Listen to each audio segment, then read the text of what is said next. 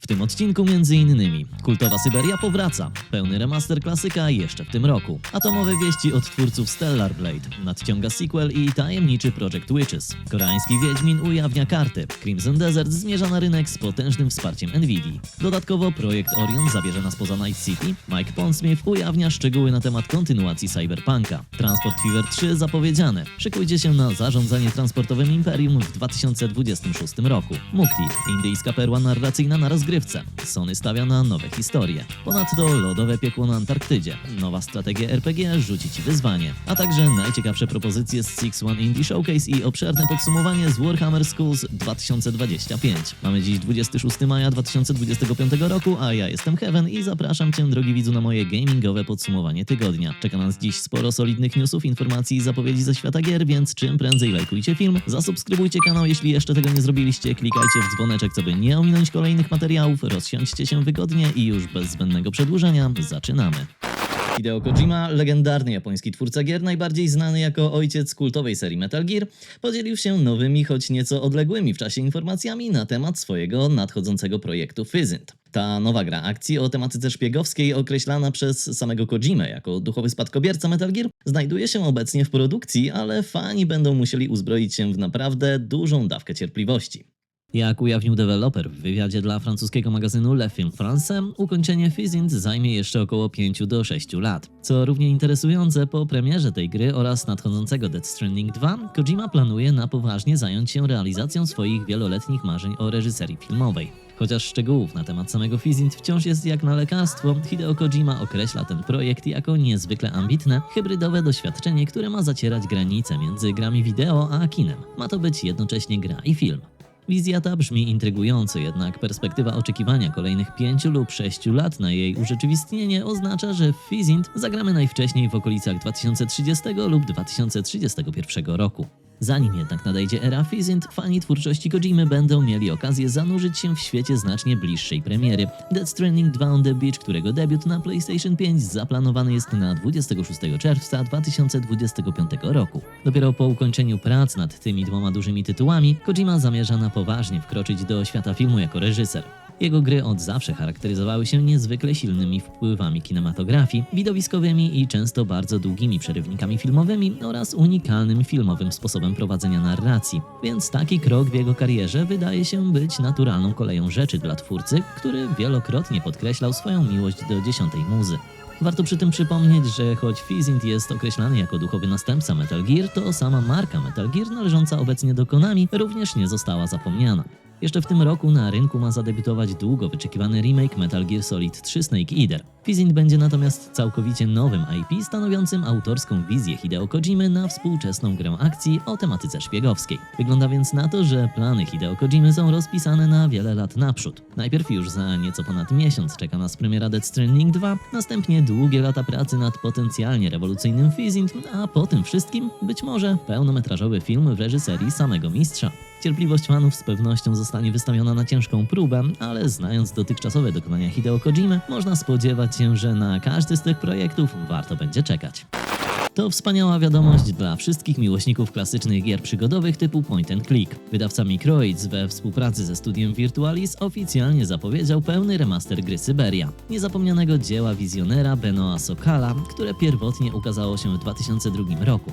Po ponad 2 dekadach magiczna i surrealistyczna podróż amerykańskiej prawniczki Kate Walker, pełna niezwykłych automatów i utrzymana w stylistyce Art Nouveau, powróci w odświeżonej oprawie na komputery osobiste oraz konsole PlayStation 5 i Xboxy serii X i S. Premiera remastera planowana jest na 4 kwartał 2025 roku. Twórcy zapewniają, że remaster będzie wiernym hołdem dla oryginalnej wizji zmarłego w 2021 roku Benoît Sokala. Oznacza to gruntowne odświeżenie oprawy wizualnej z pieczołowicie odbudowanymi lokacjami, takimi jak Vala di Glen czy Aralbat, oraz przeprojektowanymi modelami postaci, które mają pasować do ulepszonego otoczenia, jednocześnie zachowując swój pierwotny urok. Oprócz grafiki, modernizacji doczekają się również niektóre zagadki, a interfejs użytkownika grafika i system nawigacji zostaną przebudowane, aby zapewnić płynniejszą i bardziej intuicyjną rozgrywkę, zgodną ze współczesnymi standardami, ale z pełnym poszanowania ducha oryginału. Powrót Syberii w zremasterowanej formie to bez wątpienia ekscytująca perspektywa. Zarówno weterani, którzy pamiętają tę niezwykłą przygodę sprzed lat, jak i zupełnie nowi gracze będą mieli doskonałą okazję doświadczyć jednego z najważniejszych tytułów w historii gier przygodowych w nowoczesnym, ale wiernym oryginałowi wydaniu. Czekamy zatem na końcówkę roku.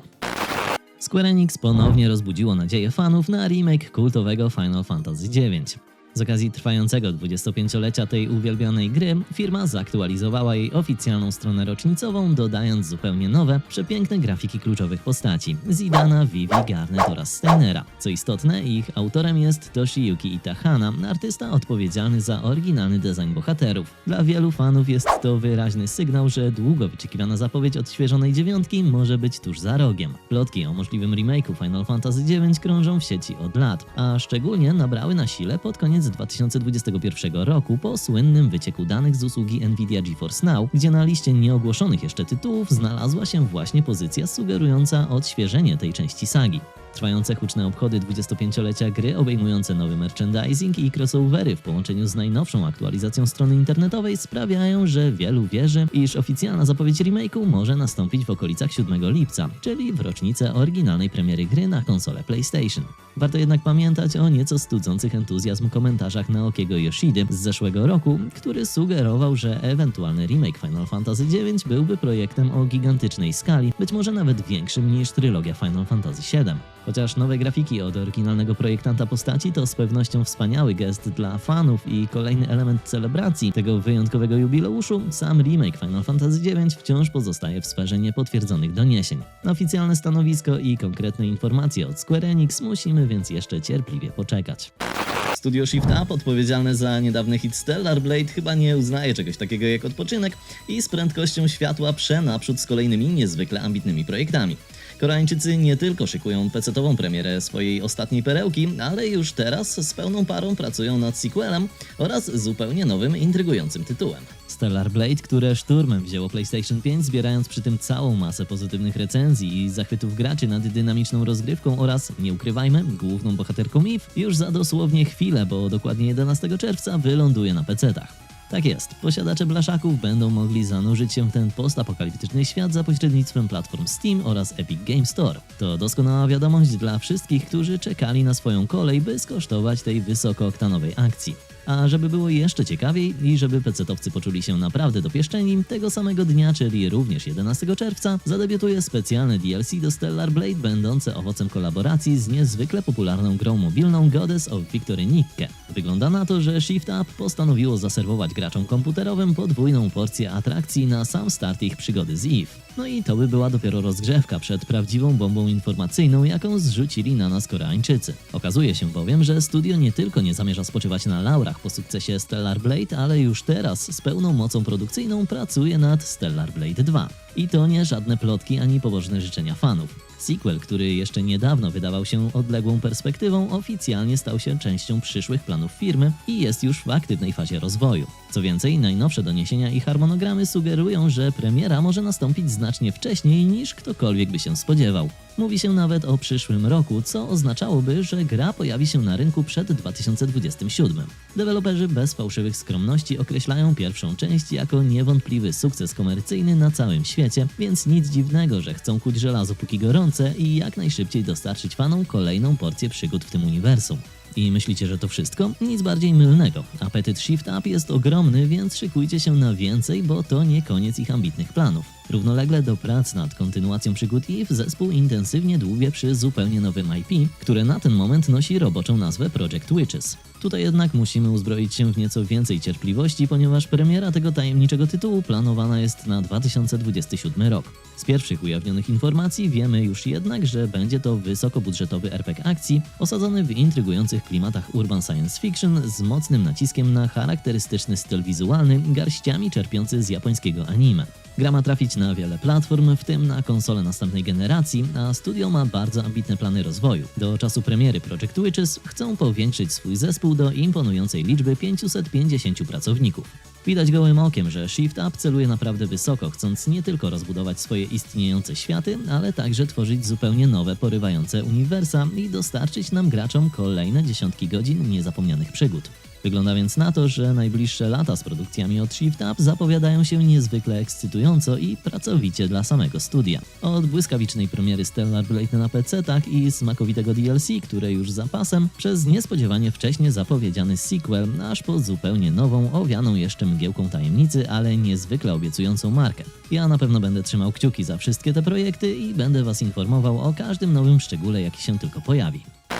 Po emocjach związanych z zapowiedziami od Shift Up, gdzie tempo prac przypomina dobrze naoliwioną maszynę, przenosimy się do świata, który przez wielu już teraz okrzyknięty został koreańskim Wiedźminem. Mowa oczywiście o Crimson Desert, ambitnym projekcie od studia Pearl Abyss, które postanowiło uchylić rąbka tajemnicy i podzielić się z nami kilkoma naprawdę soczystymi informacjami. Wygląda na to, że wieloletnie oczekiwanie powoli dobiega końca, bo twórcy ogłosili, iż ich monumentalne singlowe RPG akcji jest już na ostatniej prostej przed premierą. Zgodnie z oficjalnym komunikatem koreańskiego zespołu, Crimson Desert ma trafić na konsole oraz komputery osobiste w czwartym kwartale 2025 roku. To naprawdę konkretna i ekscytująca wiadomość, zwłaszcza, że deweloperzy podkreślają, iż gra jest już prawie ukończona, a najbliższe miesiące poświęcą na dopieszczanie ostatnich szczegółów, eliminowanie nieuchronnych bugów, które zawsze czają się w tak rozbudowanych produkcjach oraz na nagrywanie ostatnich kwestii dialogowych, które tchną życie w ten fantastyczny świat. Ale to nie wszystko, bo w akcję promocyjną Crimson Desert z pełnym impetem włączył się technologiczny gigant Nvidia. Firma zapowiedziała, że już od dnia premiery gracze PC-towi będą mogli cieszyć się wsparciem dla najnowszych technologii, takich jak DLSS 4 oraz Multiframe Generation. To oznacza, że możemy spodziewać się nie tylko zapierającej dech w piersiach oprawy wizualnej, ale także płynnej rozgrywki, nawet na najbardziej wymagających ustawieniach. Zapowiada się więc, że końcówka 2025 roku może należeć właśnie do koreańskiego Wiedźmina, a ja osobiście nie mogę się już doczekać, by sprawdzić, czy Crimson Desert faktycznie sprosta gigantycznym oczekiwaniom i dostarczy nam RPG na miarę nowej generacji. Bądźcie czujni, bo o tej grze na pewno będzie jeszcze głośno. No i mamy kolejny przeciek, albo raczej kontrolowaną informację dotyczącą nadchodzącej konsoli Nintendo Switch 2, a ta konkretna wiadomość może wywołać u niektórych z Was solidne déjà vu i to niekoniecznie z tych przyjemniejszych. Pamiętacie, jak na pierwszym Switchu chcieliście uchwycić jakiś epicki moment, idealny headshot albo jakieś fajne combo, a konsola łaskawie pozwalała Wam nagrać całe 30 sekund? No to Nintendo najwyraźniej uznało, iż tradycji musi stać się zadość, bo najnowsze doniesienia pochodzące z aplikacji Nintendo Today na smartfony sugerują, że Switch 2 odziedziczy po swoim starszym bracie dokładnie to samo ograniczenie. Dobrze słyszycie, nadal będziemy skazani na półminutowe fragmenty naszych wirtualnych wyczynów.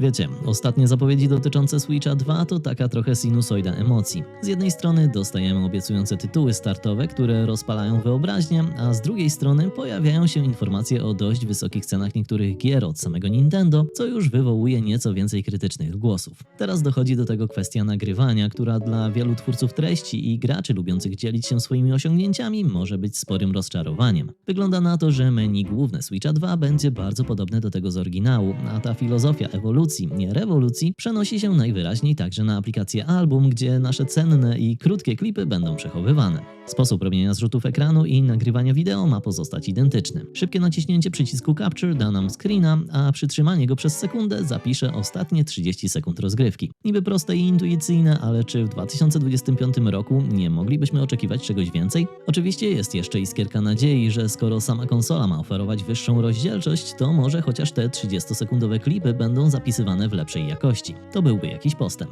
Wielu graczy pamięta też, że na pierwszym Switchu sporo gier, nawet tych tworzonych przez samo Nintendo, jak chociażby Super Smash Bros. Ultimate, w ogóle nie pozwalały na nagrywanie wideo. Gdyby na nowym pstryku ta funkcja stała się standardowa we wszystkich tytułach, byłby to już jakiś krok naprzód i poczucie, że nowa generacja faktycznie coś wnosi. Kolejnym prostym, ale jakże pożądanym ulepszeniem mogłaby być sama aplikacja Album. Pamiętacie, jak długo fani prosili o możliwość tworzenia folderów do sortowania gier, zanim Nintendo w końcu dodało tę funkcję w aktualizacji w 2022 roku? Podobny system sortowania dla zrzutów ekranu i klipów wideo pozwalający na dowolne ich organizowanie z pewnością złagodziłby nieco frustracje wynikające z tego nieszczęsnego 30-sekundowego limitu. No bo wiecie, jak to jest. Nagrasz 100 krótkich klipów, a potem znajdź ten jeden konkretny. Powodzenia. Miejmy nadzieję, że Nintendo ma jeszcze jakieś asy w rękawie, jeśli chodzi o funkcje systemowe Switcha 2, bo na razie ta informacja o nagrywaniu brzmi jak powtórka z rozrywki, na którą niekoniecznie czekaliśmy.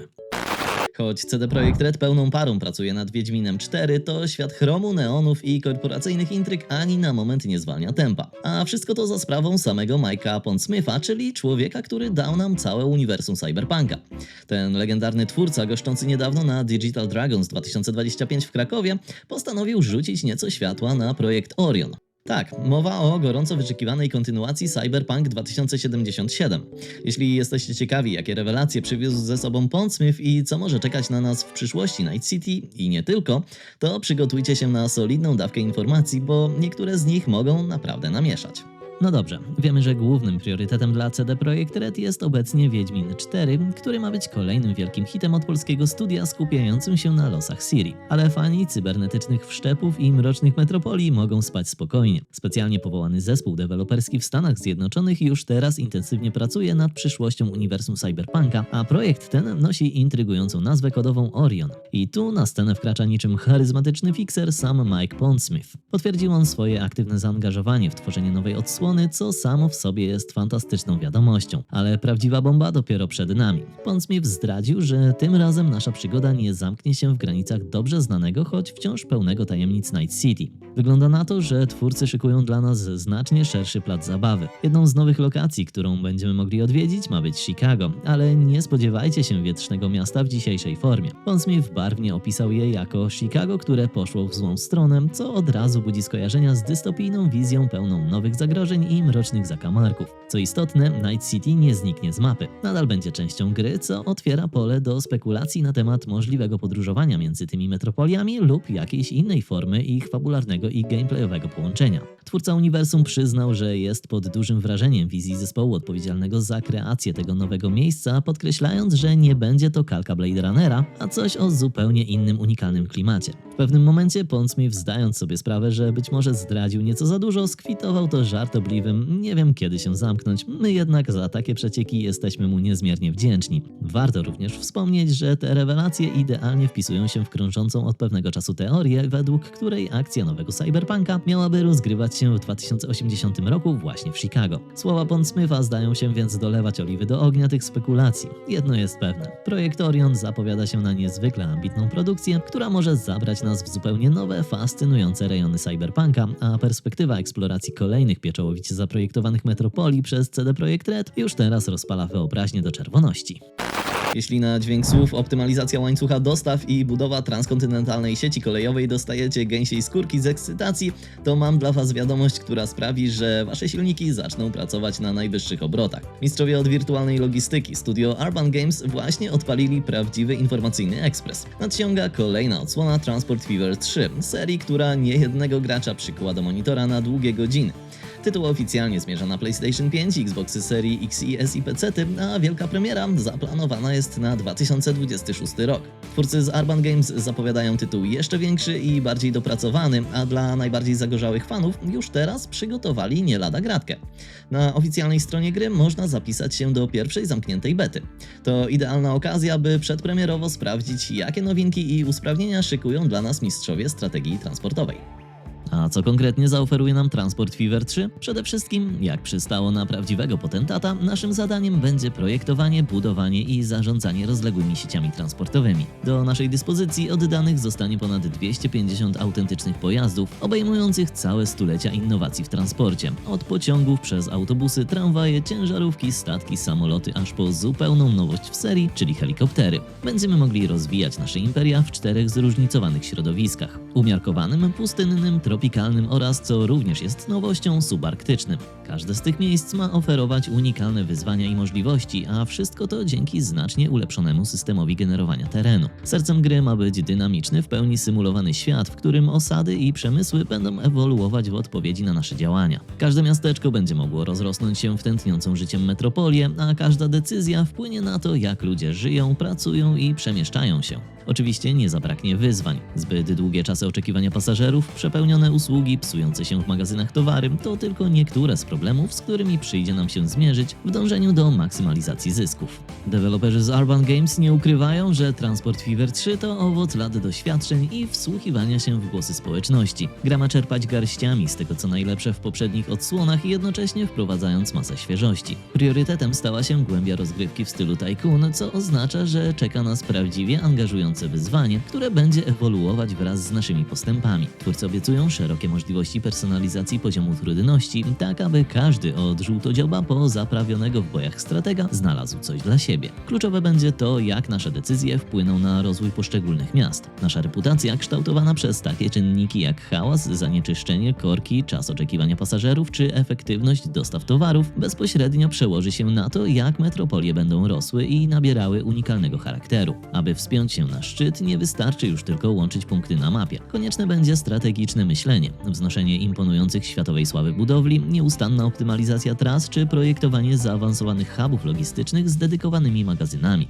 Nowością ma być system kontraktów, który na wczesnym etapie gry pomoże Wam stanąć na nogi, oferując kuszące zlecenia, by później rzucać nam pod nogi coraz bardziej złożone i ryzykowne wyzwania. Dla miłośników fabularnych kampanii przygotowano zupełnie nowy tryb, w którym zmierzymy się ze scenariuszami inspirowanymi prawdziwymi wydarzeniami z historii transportu. A jeśli marzy Wam się niczym nieskrępowana swoboda twórcza, to tryb piaskownicy wzbogacony o międzyplatformowe wsparcie dla modyfikacji pozwoli Wam zbudować dosłownie wszystko, co tylko podpowie Wam wyobraźnia. Wisienką na torcie mają być długo wyczekiwane przez fanów funkcje, takie jak dynamiczny cykl dnia i nocy, możliwość rozwijania przemysłu na morzu oraz zupełnie nowe środki transportu, w tym zwinne helikoptery i specjalistyczne tramwaje towarowe. Nie da się ukryć, że apetyt Urban Games na stworzenie definitywnego symulatora transportu jest ogromny, a Transport Fever 3 jawi się jako tytuł, który może solidnie namieszać i zgarnąć koronę króla gatunku. Czy tak się stanie i czy faktycznie dostaniemy narzędzia, by zbudować imperia logistyczne naszych marzeń? Czas pokaże, ale już teraz czuć w powietrzu zapach wielkiej przygody i inżynieryjnych wyzwań. Po strategicznych zmaganiach w świecie Transport Fever przenosimy się w zupełnie inne, bardziej egzotyczne i tajemnicze rejony. Studio Underdogs przy wsparciu inicjatywy Sony Interactive Entertainment, czyli India Hero Project, właśnie uchyliło rąbka tajemnicy i zaprezentowało pierwszy zwiastun z rozgrywką ze swojej nadchodzącej gry Mukti. I powiem Wam, że wygląda to na tytuł, który może wnieść powiew świeżości i opowiedzieć historię z perspektywy, jakiej nieczęsto doświadczamy w grach wideo. Mukti to pierwszoosobowa przygodówka narracyjna, która zabierze nas w podróż do Indii z połowy lat 2000. Wcielamy się w Arię, młodą kobietę poszukującą swojego zaginionego dziadka w rozległym muzeum, którego był właścicielem. To jednak nie będzie zwykłe zwiedzanie eksponatów. Podczas naszej misji będziemy stopniowo odkrywać mroczne sekrety i szokujące prawdy związane z plagą handlu ludźmi. Twórcy obiecują, że gra poruszy trudne tematy, oferując jednocześnie wciągającą i emocjonującą opowieść. Vaibhav Chavan, reżyser gry i założyciel studia Underdogs, nie kryje entuzjazmu związanego ze współpracą z Sony. Podkreśla, że udział w India Hero Project nie tylko dał im niezbędne środki do realizacji wizji, ale także utwierdził w przekonaniu, że indyjskie historie zasługują na to, by zabrzmieć na światowej scenie gier. Chavan dodaje, że jako niezależne studio z Indii, każde dodanie gry do listy życzeń na platformach cyfrowych ma ogromne znaczenie. To sygnał dla świata, że istnieje rosnące zapotrzebowanie na wysokiej jakości produkcje opowiadające historię z tego regionu, co otwiera drzwi nie tylko dla Mukti, ale dla całej generacji indyjskich deweloperów. Jeśli więc zwiastun poruszy w Was jakąś czułą strunę i wierzycie w odważne opowieści oraz świeże głosy w branży, to wiecie co robić. Mukti powstaje z myślą o PlayStation 5 oraz komputerach osobistych, gdzie trafi na platformę Steam. Twórcy celują w pełne wykorzystanie mocy konsoli Sony, obiecując imersyjne środowiska i intensywne, emocjonalne sceny w rozdzielczości 4K. Studio Underdogs blisko współpracuje z PlayStation, aby zapewnić, że kluczowe funkcje kontrolera DualSense, takie jak haptyczne wibracje i adaptacyjne spusty, zostaną precyzyjnie dostrojone, by wzmocnić doznania płynące z rozgrywki. Od subtelnych wibracji podczas rozwiązywania zagadek po bardziej intensywne reakcje w kluczowych momentach. Data premiery Mukti nie została jeszcze ogłoszona, ale już teraz widać, że twórcy wkładają w ten projekt całe serce, a wsparcie Sony może pomóc im dotrzeć do szerszego grona odbiorców.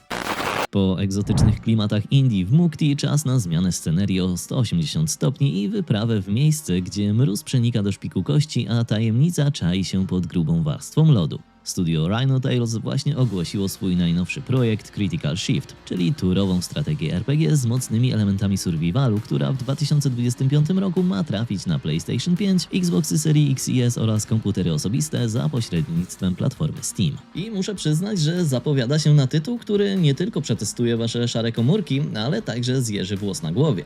Wyobraźcie sobie taką sytuację. Z supertajnej stacji badawczej na Antarktydzie, ukrytej głęboko pod lodem i noszącej kryptonim Ice One, zostaje wysłany rozpaczliwy sygnał alarmowy. Chwilę później wszelka komunikacja z placówką całkowicie zamiera. Ostatni oficjalny raport, jaki udało się przechwycić, zawiera jedynie strzępki przerażających informacji. Coś o eksperymencie numer 347, który osiągnął krytyczne parametry, o transporcie jakiejś próbki, gwałtownie spadających wskaźnikach stabilności, naruszeniu warunków bezpieczeństwa i w końcu o ewakuacji personelu z niższych poziomów. A potem już tylko chaos i enigmatyczne, mrożące krew w żyłach komunikaty. Brzmi jak początek niezłego horroru, nie? Nasz oddział specjalny otrzymuje misję dotarcia do stacji Ice One, miejsca, gdzie setki naukowców, żołnierzy i badaczy żyło i pracowało, a w którego czeluściach kryją się rzeczy zdolne zatrzeć granice między rzeczywistością a szaleństwem. Jeśli choć jeden z tych obiektów wydostanie się na zewnątrz, będzie to oznaczać koniec świata, jaki znamy.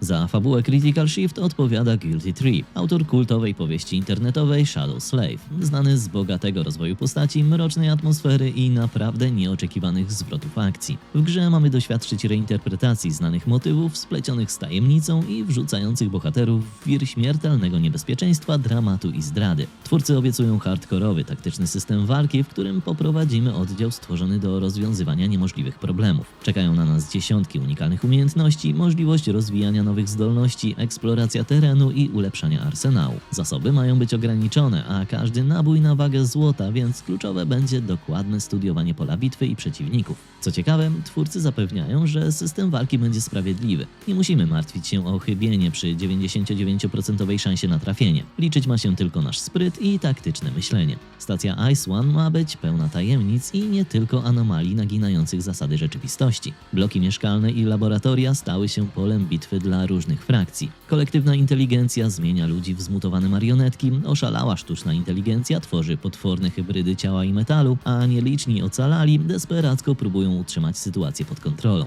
Gdzieś w cieniu czają się też istoty o całkowicie niewyjaśnionym pochodzeniu. Naszym zadaniem będzie mądre wykorzystywanie konfliktów między frakcjami, bo każdy ruch może odwrócić losy bitwy. Gigantyczny podziemny kompleks ma rozciągać się na wiele kilometrów pod antarktycznym lodem, a oficjalne mapy pokazują tylko część obiektów badawczych, bloków mieszkalnych i obszarów technicznych. Prawdziwa skala lokacji i wszystkie jej sekrety znane są tylko nielicznym. Będziemy eksplorować każdy zakamarek w poszukiwaniu tajemniczych artefaktów, czytać ściśle tajne dokumenty i rozmawiać z ocalałymi, by odkryć całą prawdę lub jedną z jej możliwych wersji. Kluczowe cechy gry to taktyczna głębia, gdzie zasięg broni i pozycjonowanie mają być krytyczne dla zwycięstwa, brak losowości na rzecz precyzyjnego planowania, misje napędzane fabułą, odkrywające kolejne rozdziały spisku, ponad 30 ręcznie zaprojektowanych poziomów w zróżnicowanych biomach oraz możliwość manipulowania wrogimi frakcjami.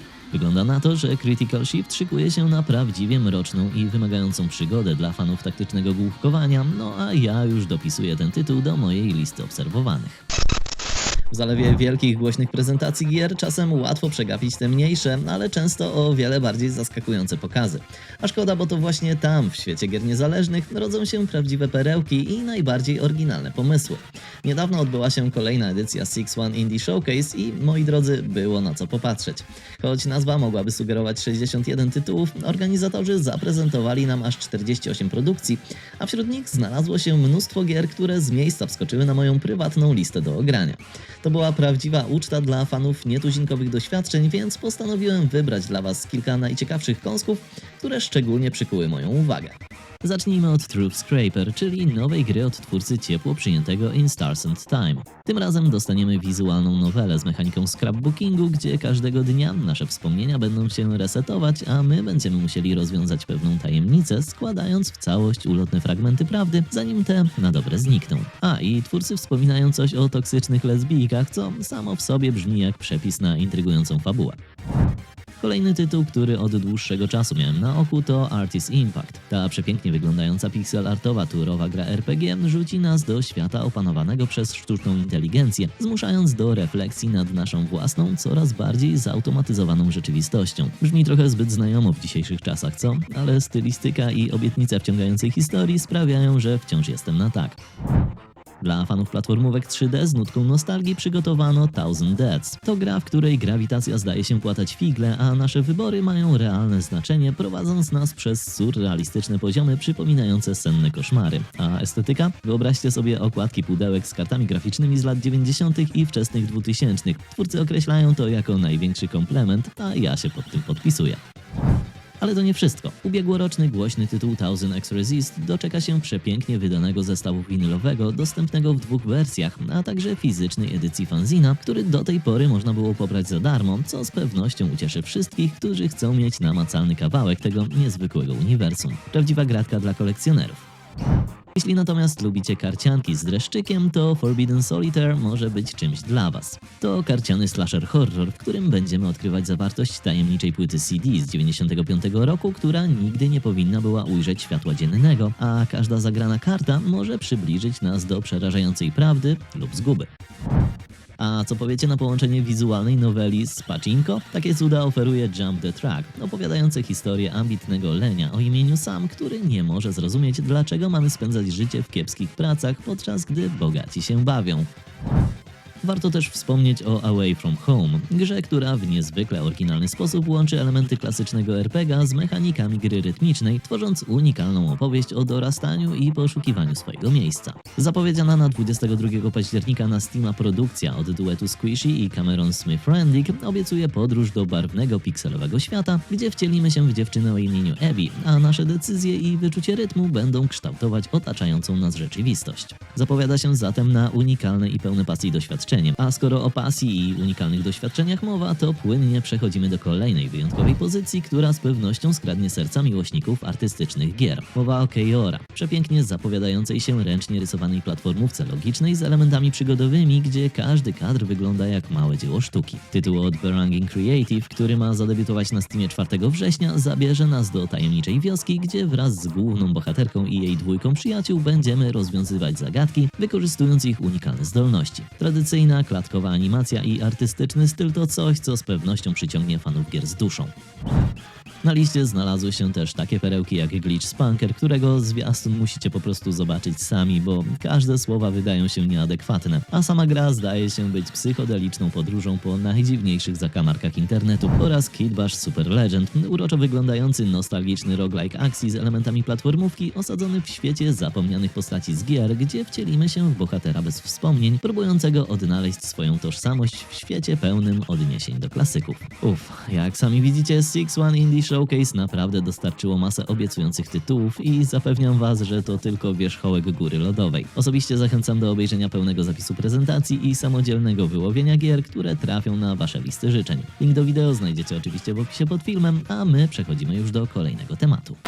Zakończył się właśnie Warhammer Schools 2025 i powiem Wam jedno. Imperator naprawdę nie szczędził nam objawień. To była prawdziwa nawałnica zapowiedzi, od których nawet najbardziej zatwardziały inkwizytor uroniłby łzę, a kultyści chaosu wznieśliby bluźniercze modły dziękczynne. Szykujcie się na przegląd najważniejszych dekretów i objawień, bo jest o czym opowiadać, a uniwersum Warhammera zdaje się aż pęcznieć od nadchodzących tytułów.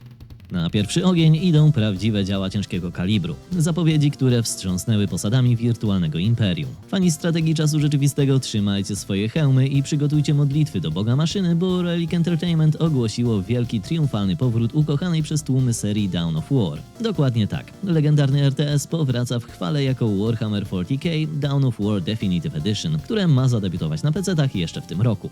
IGN przeprowadził nawet ekskluzywny wywiad z twórcami, więc możecie być pewni, że to nie są czcze przechwałki. Dodatkowo miłośnicy brutalnej akcji w lśniących pancerzach wspomaganych kosmicznych Marines również mają powody do świętowania. Pierwszy kultowy Warhammer 40k Space Marine otrzyma edycję Mastercrafted Edition. Ten remaster, przygotowany przez Sneaky Box, trafi na PC-ty oraz do Game Passa już 10 czerwca i zaoferuje rozdzielczość 4K, zmodernizowane sterowanie, przebudowany interfejs, ulepszone modele postaci oraz odświeżone audio, w tym ponad 100 nowych linii dialogowych dla orków. A skoro o kosmicznych Marines mowa, to ich najnowszy najnowsza krucjata Space Marine 2 również nie została pominięta. Zapowiedziano gorąco oczekiwany tryb Hordy, teraz pod kryptonimem Siege, który rozpęta się 26 czerwca. Co więcej, IGN potwierdziło w wywiadzie z Timem Willitsem z Saber Interactive, że potężny Dreadnought Redemptor, brat Valtus z drugiej kompanii Ultramarines, którego widzieliśmy na zwiastunie, będzie częścią tego trybu. Nie pokierujemy nim osobiście, ale będziemy mogli wezwać go jako niszczycielskie wsparcie. No a jeśli wasze serca biją w rytmie kości do gry i rozbudowanych narracji, to studio All Cat Games, znane z fantastycznych CRPG-ów, po raz kolejny udowodniło swoje oddanie mrocznemu milenium, zapowiadając swój kolejny projekt w uniwersum 40 Warhammer 40k Dark Heresy. Wcielimy się w nim w inkwizytora prowadzącego krucjatę przeciwko herezji i korupcji na tle tajemniczej gwiazdy Tyrana i ery Noctis Aeterna. Czekają nas zróżnicowani towarzysze, od lojalnego gwardzisty z Katachan po zdradzieckiego Crude Mercenary, a gra zmierza na PC-ty, PlayStation 5 i Xboxy serii X i S. No i to był w zasadzie dopiero początek ofensywy. Fani retro strzelanek z pewnością ucieszy wieść o kontynuacji Warhammer 40k Boltgun. Boltgun 2 nadciąga z jeszcze większą dawką pikselowej przemocy i ma trafić na PC-ty, PlayStation 5 oraz Xboxy w 2026 roku. A żeby umilić wam oczekiwanie, już teraz na Steamie możecie całkowicie za darmo sprawdzić Warhammer 40k Boltgun Words of Vengeance. Nietypową grę, w której zamiast spusty wciskamy klawisze, udowadniając potęgę naszego WPM, czyli słów na minutę. Orkowe Warhammer 40k Speed Freaks również nie zwalnia tempa i właśnie wyskoczyło z wczesnego dostępu, wjeżdżając z pełnym impetem w wersji 1.0, wzbogaconej o nowe pojazdy i trasy. Co ważne, darmowy okres wczesnego dostępu dobiegł końca, ale wszyscy dotychczasowi gracze otrzymają pełną aktualizację za darmo. A co z mikropłatnościami? Orkowie najwyraźniej doszli do wniosku, że prawdziwe TIF, czyli walutę w grze, zdobywa się w walce, a nie w sklepie, bo wszystkie zostały usunięte. Ci, którzy zdobyli lub kupili walutę, będą mogli ją wydać przez najbliższy rok, ale sam sklepik znika. Zamiast tego Speed Freaks wprowadza serię nowych pakietów DLC, oferujących zawartość w bardziej tradycyjnej formie. Wspomniane już studio All Cat Games nie poprzestaje na zapowiedzi Dark Heresy. Ich poprzedni hit Warhammer 40k Rogue Trader również otrzyma potężny zastrzyk nowej zawartości. Nadciąga drugie duże rozszerzenie fabularne zatytułowane Lex Imperialis, które rzuci nas w żelazne objęcia imperialnego prawa, wprowadzając frakcję Adeptus Arbites i nowego towarzysza, nieustępliwego Solomorna Antara. Premiera już 24 czerwca. Dodatkowo zapowiedziano drugą przepustkę sezonową, która obejmie 2 kolejne bogate w historię DLC oraz pakiet personalizacji wyglądu. Trzeci dodatek pozwoli nam wkroczyć do nekrońskiej krypty, kuratorowanej przez samego Trazyna Nieskończonego, by stawić czoła starożytnym strażnikom i odkryć relikty związane z dziedzictwem von Valancius. Czwarty natomiast zabierze nas na surrealistyczny cmentarz statków kosmicznych, znany jako Procesja Potępionych. Każde z tych DLC zaoferuje nowego towarzysza, misje zintegrowane z główną fabułą, nowe mechaniki i około 15 godzin rozgrywki. Miłośnicy taktycznych zmagań i mrocznej atmosfery również nie zostali pominięci. Warhammer 40k Dark Tide od Fat Shark otrzyma 23 czerwca nowe płatne DLC wprowadzające klasę Arbites. Z kolei twórcy Warhammer 40k Mechanicus 2 po zeszłorocznej zapowiedzi tym razem uraczyli nas większym ujawnieniem, w którym pierwsze skrzypce grała frakcja Leagues of Votann. A jeśli preferujecie strategię na wielką skalę, to Creative Assemble zapowiedziało kolejny DLC do Total War Warhammer 3 Tides of Torment wraz z nowym legendarnym lordem, który pojawi się latem. Nawet fani cyfrowych planszówek znajdą coś dla siebie. Talisman Digital 5th Edition otrzyma nowy kooperacyjny dodatek Talisman Alliance Fate Beacons, bazujący na rozszerzeniu do gry planszowej. Nie zabrakło też aktualizacji dla już wydanych tytułów. Dobrze przyjęta strategia Warhammer 40k Battle Sector otrzymała dużą darmową aktualizację wprowadzającą tryb gry Crusade, jednostki Dominions oraz Orc Boys with Choppa, a także nowe płatne DLC Dreads of the Fallen.